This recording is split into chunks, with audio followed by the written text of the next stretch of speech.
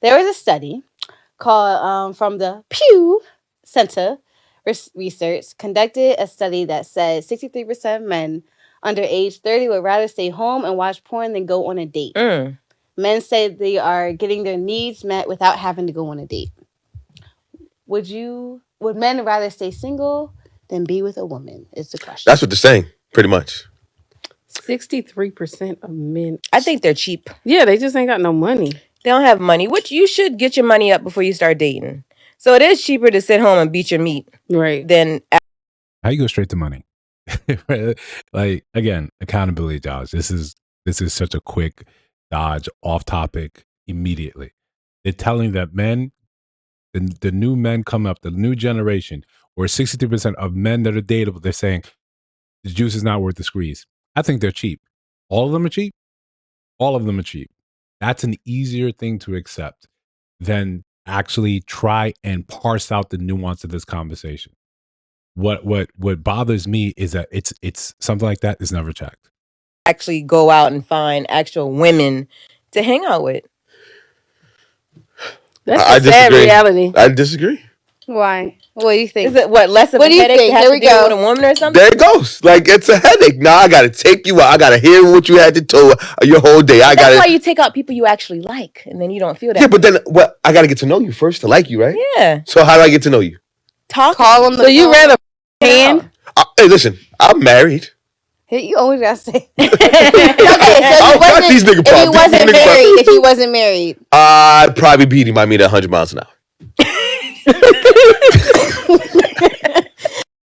Look, we're gonna play this one back. There's a few points here I want to pack. Before we do that, like, comment, subscribe, hit the notification bell so you don't miss no uploads. This is exactly why these conversations become pointless. The first thing you have to do, right, as men, the first thing you have to do when you want to have these conversations, you have to first presuppose and say, are we open to learning something about one another? Rather than just having a conversation, let's try to have a productive conversation. When you start out with the stats from the Pew Research, they're saying that 63% of men are saying, yo, I'm good. I'd rather do this elsewhere. What the nuance part of that conversation is not really getting towards, it's if I'd rather just use, corn in order to get what I need met, how soon does that turn into, say, things like lonely fans? How soon does that turn out to just, now let me solicit sex workers in order to get this part of me met? There's already a very large contingent of men who understand, especially hyper successful men, who understand that I don't really have the time to effectively date.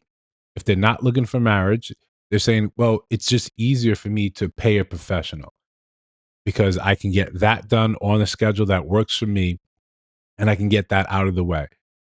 What do you do when that now trickles down to average men, the 63% to say, I'm not in it to date? When we like to make fun and we make light of male issues by making it seem like, oh, you're just cheap. Oh, it's got to be another reason, rather than saying, wait, even if we take half of those 63%, even if we take half, you say, all right, 30% of these men we're just going to do that anyway. They were outside the dating pool anyway. What about the rest? What about the other 30 that's saying, yeah, I'm telling you that it's not worth the effort? How do you address that? How do you reconcile something like that? If you want to continue to place it off, if you want to continue to say, it's got to be some other reason that did not take into account that these men are saying the women of today are not worth the effort. What are you supposed to do? Realistically, if you actually want a healthy relationship with a man, how do you get those men back to the other side? There's something we always say on this channel. What happens when men realize this dating game is sort of rigged, it's not for them, or the dating standards have changed to the point where men are saying, I don't want to participate in this, they just withdraw. 63% of men right now are saying, I'm just going to withdraw. And again, it's not just the young generation. We're all kind of carrying the same message on both sides. Married women are saying, I regret getting married. It's the worst thing I've ever done while being married. Or simply divorcing men saying, yo, he was a good man, I just didn't want to do it. I wasn't happy, or I had to find my happiness. And you have kids, you have a family, you have a life you brought up. The men are seeing this.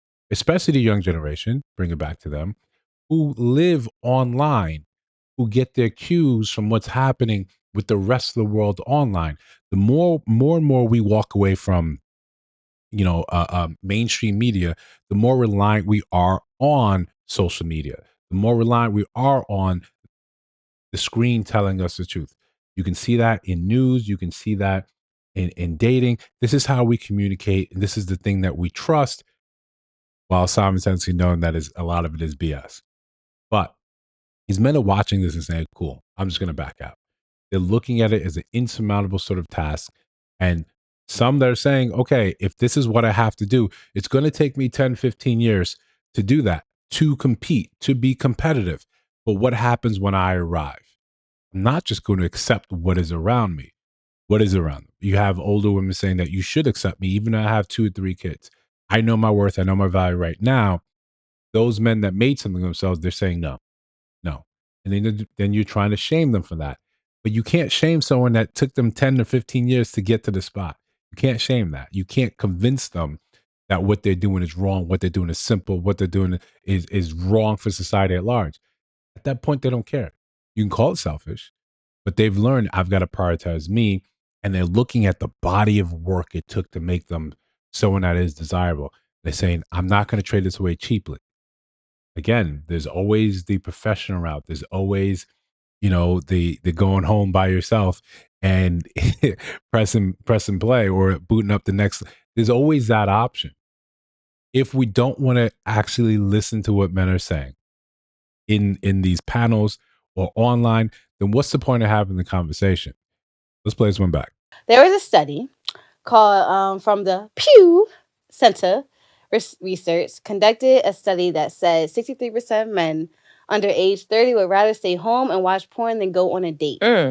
Men say they are getting their needs met without having to go on a date.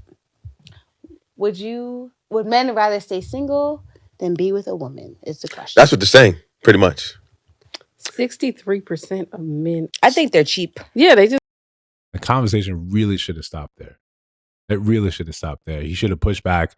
And I know whenever we don't really have these panel discussions with men that are really confident with defending their position as a man. Usually, sometimes you get a little pushback, but then it's like, yeah, I'm married. I don't have any dog in this fight. Have someone there that has a dog in the fight.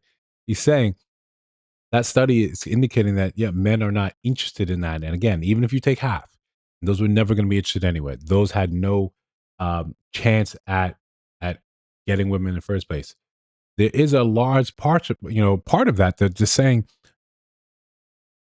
there's no point in this. If it's just to get that physical need met, that's how they're looking and saying that is your current stated value. And I can get that through other means. They're not looking and saying because what is being put out there.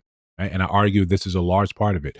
What is being put out there does not show that what women's value is to relationships. We hear all the time what a man is supposed to do, what a man is supposed to provide. So what happens when men ask the question? What do you bring to the table? Heads start rolling after that.